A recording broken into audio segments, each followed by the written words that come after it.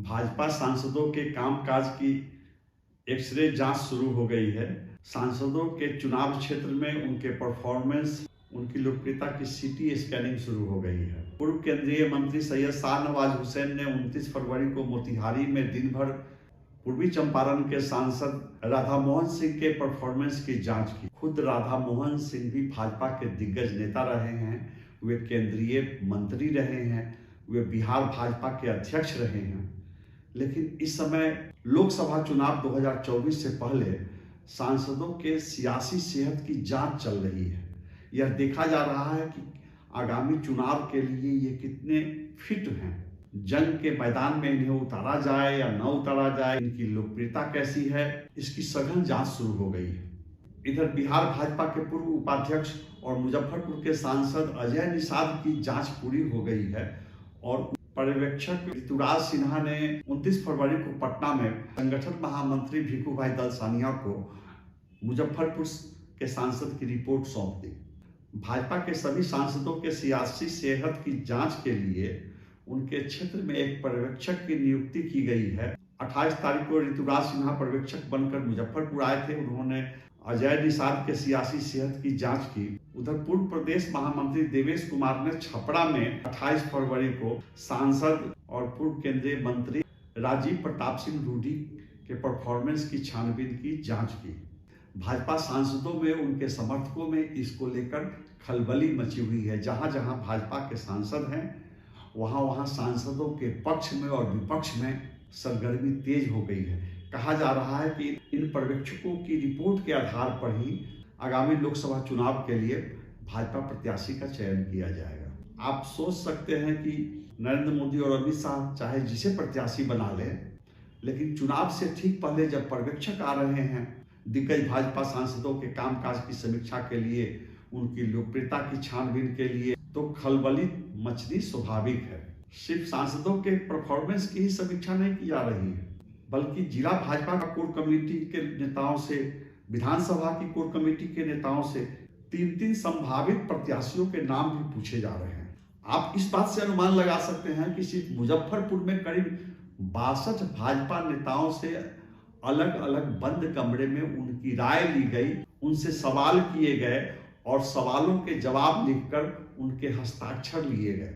पर्यवेक्षक सिर्फ अपनी रिपोर्ट नहीं सौंपेंगे, जिला भाजपा के किस नेता ने सांसद के बारे में क्या कहा, उनकी टिप्पणी पर उस नेता के हस्ताक्षर लिए गए और फिर लोकसभा प्रभारी के भी हस्ताक्षर लिए गए। और कहा जाता है कि 29 फरवरी को ऋतुराज सिन्हा ने मुजफ्फरपुर के सांसद अजय निषाद की रिपोर्ट सौंप भी दी। और भाजपा के गलियारे में जो चर्चा चल रही है उस पर अगर हम भरोसा करें, ये मैं अधिकृत रूप से नहीं कह रहा हूं, ये चर्चा का बाजार गर्म है कि ऋतुराज सिन्हा ने जो रिपोर्ट सौंपी है उसमें बताया गया है कि 90% भाजपाई अजय निषाद के कामकाज से असंतुष्ट हैं। वे स्वीकार कर रहे हैं कि एंटी इनकम्बेंसी है और अधिकांश भाजपा नेताओं ने प्रत्याशी बदलने का सुझाव भी दे दिया है। नमस्कार, मैं हूं विवेश त्रिवेदी और आप देखना शुरू कर चुके हैं जनता चौक लाइव। आप मेरे साथ अंत तक बने रहिए। मैं आपके लिए भाजपा सांसदों के परफॉर्मेंस, उनकी लोकप्रियता, सांसद के रूप में क्षेत्र में उनके कामकाज की रिपोर्ट से संबंधित बहुत ही रोचक खबर लेकर आया हूं। मेरा दावा है कि जो खबर मैं लेकर आया हूं वह खबर आपको किसी अखबार में पढ़ने को नहीं मिलेगी। आप मेरे साथ अंत तक बने रहिए। आप मेरे इस वीडियो को लाइक कीजिए, मेरे चैनल जनता चौक लाइव को अधिक से अधिक शेयर कीजिए ताकि उन दर्शकों तक भी मेरी खबर पहुंचे जो अब तक मेरी खबर नहीं देख पा रहे हैं। मैं आपको फिर से बता दूं कि हर भाजपा सांसद के क्षेत्र में एक वरिष्ठ भाजपा नेता को पर्यवेक्षक के रूप में भेजा गया है और उनके क्षेत्र में 4 से 5 दर्जन भाजपा नेताओं के बयान दर्ज किए गए हैं, उनके सुझाव लिए गए हैं, उन सभी से 3-3 प्रत्याशियों के नाम लिए गए हैं। पर्यवेक्षक पटना साहिब में दिग्गज भाजपा नेता पूर्व केंद्रीय मंत्री रविशंकर प्रसाद का विकल्प ढूंढ रहे हैं। पर्यवेक्षक पाटलिपुत्रा में पूर्व केंद्रीय मंत्री रामकृपाल यादव का विकल्प ढूंढने निकल पड़े हैं। बक्सर में केंद्रीय मंत्री अश्विनी चौबे का विकल्प ढूंढा जा रहा है। बेगूसराय में केंद्रीय मंत्री गिरिराज सिंह का विकल्प ढूंढा जा रहा है। पर्यवेक्षक पूर्वी चंपारण में दिग्गज भाजपा नेता पूर्व केंद्रीय मंत्री राधा मोहन सिंह का विकल्प ढूंढने पहुंच गए हैं। सारण में पूर्व केंद्रीय मंत्री राजीव प्रताप रूडी का विकल्प ढूंढने पहुंच गए हैं। महाराजगंज में सांसद जनार्दन सिंह सिग्रीवाल का विकल्प ढूंढने पहुंच गए हैं। मुजफ्फरपुर में अजय निषाद का विकल्प ढूंढा जा रहा है। मधुबनी में अशोक यादव का विकल्प ढूंढा जा रहा है और दरभंगा में गोपाल जी ठाकुर का विकल्प ढूंढा जा रहा है। छपरा में देवेश कुमार पर्यवेक्षक बनकर गए, मुजफ्फरपुर में ऋतुराज सिन्हा पर्यवेक्षक बनकर गए और पूर्व केंद्रीय मंत्री राधा मोहन सिंह के क्षेत्र में मोतिहारी में सैयद शाहनवाज हुसैन पर्यवेक्षक बनकर गए। बंद कमरे में भाजपा नेताओं से पूछा गया कि सांसद के खिलाफ एंटी इनकम्बेंसी क्यों है, सांसद से लोग नाराज क्यों है। मुजफ्फरपुर में सवाल की शुरुआत हुई कि आपको अपने सांसद के बारे में क्या कहना है। यह सवाल हर जगह किया गया है। मोतिहारी में भी पूछा गया है कि आपको अपने सांसद के बारे में क्या कहना है और राजीव प्रताप रूडी के क्षेत्र में भी पूछा गया है। पर्यवेक्षक ने पूछा है बंद कमरे में कि आपको अपने सांसद के बारे में क्या कहना है, सांसद का परफॉर्मेंस कैसा है, उनका कामकाज कैसा है, लोगों में उनकी छवि कैसी है, आगामी चुनाव में उनके जीतने हारने की क्या संभावना है, ये सवाल किए गए। मुजफ्फरपुर में जिला भाजपा कार्यालय में ऋतुराज सिन्हा ने बंद कमरे में बयान लेने से पहले हॉल में सार्वजनिक रूप से सभी भाजपा नेताओं को संबोधित किया। उन्होंने बताया कि पार्टी ने मुझे आपके बयान, आपके विचार, आपके सुझाव दर्ज करने के लिए यहाँ भेजा है और मेरे साथ कमरे में सिर्फ लोकसभा प्रभारी रहेंगे। मुजफ्फरपुर लोकसभा क्षेत्र के प्रभारी हैं पूर्व प्रदेश महामंत्री रत्नेश सिंह, तो उन्होंने बताया कि रत्नेश सिंह मेरे साथ रहेंगे। हालांकि बैठक के दौरान ही जिला भाजपा के वरिष्ठ पदाधिकारी मनीष कुमार ने इस बात पर आपत्ति उठाई। उन्होंने कहा कि जब रत्नेश सिंह मुजफ्फरपुर में भाजपा सांसद के घर पर रहते हैं, उन्हीं का खाना खाते हैं, उन्हीं के यहाँ सोते हैं, उन्हीं की गाड़ी से चलते हैं, तो उनकी मौजूदगी में यहाँ के भाजपा नेता कैसे निर्भीक होकर और निष्पक्ष रूप से अपनी राय देंगे, अपना मंतव्य देंगे। लेकिन ऋतुराज सिन्हा ने अपनी असमर्थता जताई। उन्होंने कहा कि मुझे ऊपर से ही यह निर्देश है कि पूछताछ के दौरान लोकसभा के प्रभारी भी मौजूद रहेंगे। तब बीच का रास्ता निकाला गया। ऋतुराज सिन्हा ने कहा कि अगर आप लोगों में से जिन्हें अकेले में मुझे कोई जानकारी देनी हो, मुझे कुछ बात कहनी हो, तो आप हमें बताएंगे। उस दौरान लोकसभा प्रभारी रत्नेश सिंह बाहर निकल जाएंगे। एक और परेशानी पैदा हुई। जिला भाजपा के सारे पदाधिकारी दबाव बनाते रहे कि पर्यवेक्षक जब बंद कमरे में पूछताछ करेंगे, उस दौरान जिला भाजपा अध्यक्ष रंजन कुमार को भी वहां उपस्थित रखा जाए। लेकिन ऋतुराज सिन्हा ने साफ मना कर दिया। उन्होंने स्पष्ट शब्दों में कहा कि पर्यवेक्षक द्वारा पूछताछ के दौरान जिला भाजपा के अध्यक्ष या कोई पदाधिकारी उस कमरे में मौजूद नहीं रह सकते हैं। पर्यवेक्षक को मुजफ्फरपुर लोकसभा क्षेत्र की कोर कमेटी के सदस्यों से पूछताछ करनी थी। पर्यवेक्षक को मुजफ्फरपुर संसदीय क्षेत्र के 6 विधानसभा क्षेत्र की जो कोर कमेटी है उसके सदस्यों से पूछताछ करनी थी। और मजे की बात यह है कि इसमें आधा दर्जन ऐसे नेता भी पहुंचे जो खुद भी टिकट के दावेदार हैं या अपने परिवार के किसी सदस्य को प्रत्याशी बनाना चाहते हैं।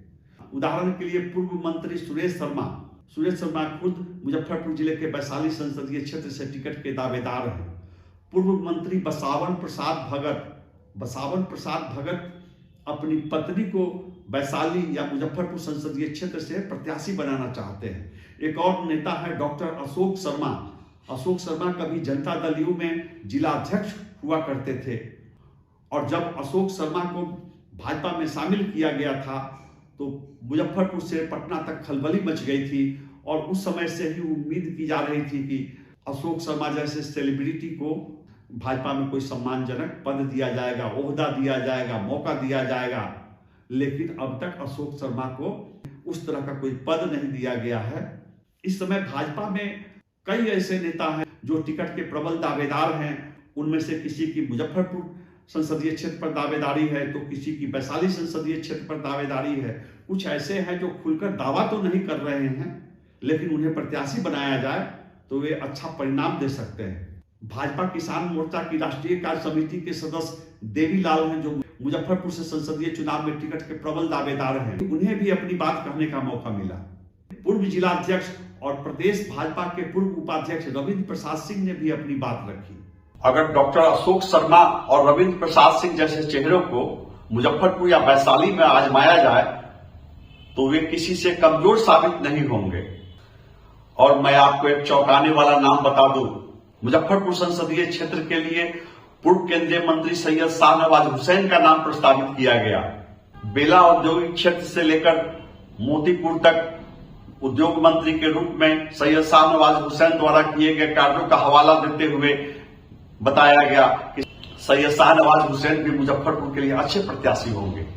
पर्यवेक्षक ऋतुराज सिन्हा के सामने पूर्व एमएलसी नरेंद्र प्रसाद सिंह ने अपनी बात रखी, अर्जुन राम ने अपनी बात रखी, नीलम सहनी ने अपनी बात रखी, पूर्व विधायिका बेबी कुमारी ने अपनी बात रखी, पूर्वी चंपारण लोकसभा क्षेत्र के प्रभारी अशोक सहनी ने अपनी बात रखी।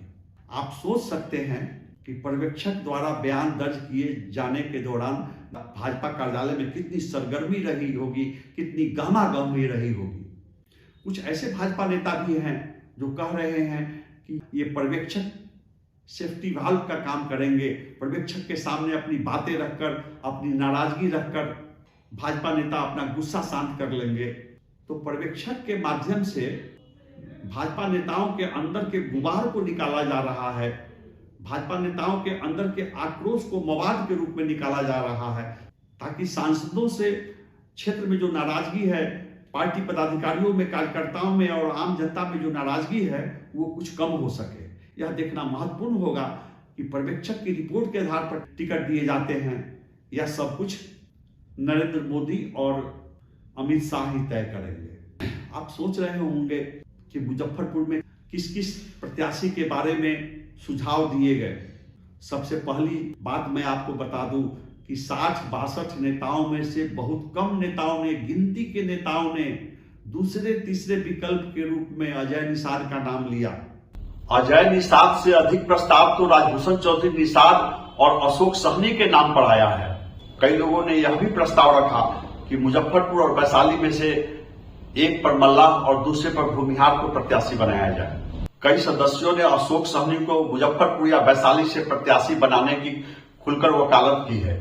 कई नेता ऐसे भी थे जिन्होंने पर्यवेक्षक को स्पष्ट शब्दों में कह दिया कि मुजफ्फरपुर और वैशाली में से किसी एक संसदीय सीट पर अगर किसी भूमिहार को प्रत्याशी बनाया जाता है तो न सिर्फ लोकसभा चुनाव में बल्कि आगामी बिहार विधानसभा चुनाव में भी पार्टी को इसका लाभ मिलेगा।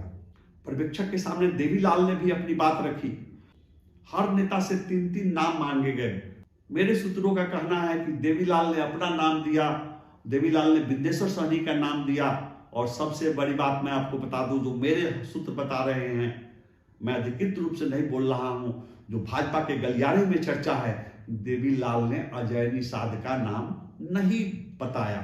3 विकल्पों में अजय निषाद का नाम बताया तक नहीं।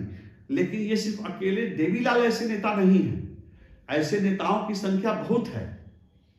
किसी ने राजभूषण चौधरी निषाद का नाम बताया, किसी ने विद्येश्वर सहनी का नाम बताया, और बाकी नाम गोपनीय रिपोर्ट में है कि किसने किसका नाम बताया और मुजफ्फरपुर संसदीय क्षेत्र से किस किस नेता का नाम प्रस्तावित किया गया। कई नेताओं ने स्पष्ट शब्दों में कहा कि आप प्रत्याशी जिन्हें बनाइए, वोट नरेंद्र मोदी के नाम पर दिया जाएगा, मतदाता नरेंद्र मोदी के नाम पर वोट देंगे। इसलिए कोशिश इस बात की होनी चाहिए कि साफ छवि के नेता को टिकट दिया जाए, ऐसे नेता को टिकट दिया जाए जिसे प्रत्याशी बनाने का लाभ आगामी विधानसभा चुनाव में भी मिले। ऐसा कहने वालों की भी संख्या कम नहीं थी। कमाल की बात यह है कि एक नेता ने जब यह कहा कि अजय निषाद सॉफ्ट स्पोकन है, वो मीठी भाषा में बात करते हैं, तो पर्यवेक्षक ने जवाबी सवाल दागा कि जब ऐसी बात है तो उनके खिलाफ एंटी इनकम्बेंसी क्यों है। उपनेता सत्ते में आ गए। फिर उन्होंने बताया कि अजय निषाद क्षेत्र में कोई बड़ा काम नहीं कर पाए, कोई ऐसा प्रोजेक्ट नहीं ला पाए जिसे वो जनता के सामने पेश कर सके। वे क्षेत्र में 2 बार लगातार सांसद रहे, लेकिन कोई बड़ा काम यहाँ नहीं करा पाए। बयान दर्ज कराने वाले हर नेता से अंत में यह बात जरूर पूछा गया कि आप 3 मजबूत प्रत्याशियों के नाम सुझाएं, और ये लिखित रूप में लिया गया। फॉर्म पर नेता द्वारा प्रस्तावित तीनों नाम लिखकर और नीचे उस नेता के हस्ताक्षर भी लिए गए और फिर बगल में रत्नेश सिंह के भी हस्ताक्षर लिए। जब पर्यवेक्षक ने सारे भाजपा नेताओं के बयान दर्ज कर लिए तब बाद में जिला भाजपा के पदाधिकारी भी सामूहिक रूप से पर्यवेक्षक से मिलने गए। मेरे सूत्रों का कहना है कि जिला भाजपा के पदाधिकारियों में से भी 3 नेताओं ने अलग से मौका निकालकर जो नाम प्रस्तावित किए उनमें देवीलाल का भी नाम प्रस्तावित किया है। इसके अलावा कोर कमेटी के कई सदस्यों ने भी देवीलाल का नाम प्रस्तावित किया। उधर मोतिहारी में 29 फरवरी को दिन भर भाजपा नेता पूर्व केंद्रीय मंत्री राधा मोहन सिंह के बारे में अपनी राय, अपना मंतव्य बताते रहे। सैयद शाहनवाज हुसैन ने भाजपा कार्यालय के एक बंद कमरे में भाजपा नेताओं के बयान दर्ज किए। आप समझ सकते हैं कि मोतिहारी में कैसी गहमागहमी रही होगी, क्योंकि मोतिहारी में जिस बिल्डिंग में भाजपा कार्यालय संचालित हो रहा है उसी बिल्डिंग में सांसद राधा मोहन सिंह का आवास भी है और मोतिहारी भाजपा पर सांसद राधा मोहन सिंह की गजब की पकड़ है। मोतिहारी में 29 फरवरी को दिन भर ये चर्चा चलती रही कि राधा मोहन सिंह के बाद कौन। वहां तय माना जा रहा है कि लगातार 9 चुनाव लड़ चुके राधा मोहन सिंह इस बार प्रत्याशी नहीं बनाए जाएंगे। तरह तरह की दावेदारी शुरू हो गई है। वहां दावा इस बात का है कि मोतिहारी में पहले रामा देवी वैश्य सांसद होती थी, किसी वैश्य को प्रत्याशी बनाया जाए। कुछ लोगों का कहना है कि पूर्वी चंपारण संसदीय क्षेत्र में भूमिहार मतदाताओं की संख्या काफी है, इसलिए वहां भूमिहार प्रत्याशी बनाया जाए। मोतिहारी में कोर कमेटी के सदस्यों ने पूर्वी चंपारण संसदीय क्षेत्र के लिए सचिंदर सिंह का नाम प्रस्तावित किया, अखिलेश सिंह का नाम प्रस्तावित किया, श्याम बाबू यादव और प्रमोद गुप्ता के नाम प्रस्तावित किए गए। पूर्व मंत्री राणा रणधीर सिंह का भी नाम प्रस्तावित किया गया। तो पूर्वी चंपारण में बड़ी तेजी से, बड़ी सरगर्मी के साथ राधा मोहन सिंह के राजनीतिक उत्तराधिकारी की तलाश शुरू हो गई है। भाजपा के पर्यवेक्षक महाराजगंज के सांसद जनार्दन सिंह सिग्रीवाल के संबंध में गोपनीय रिपोर्ट सौंपेंगे। पर्यवेक्षक केंद्रीय गृह राज्य मंत्री नित्यानंद राय के संबंध में भी गोपनीय रिपोर्ट सौंपेंगे। पर्यवेक्षक दरभंगा के सांसद गोपाल जी ठाकुर के संबंध में गोपनीय रिपोर्ट सौंपेंगे।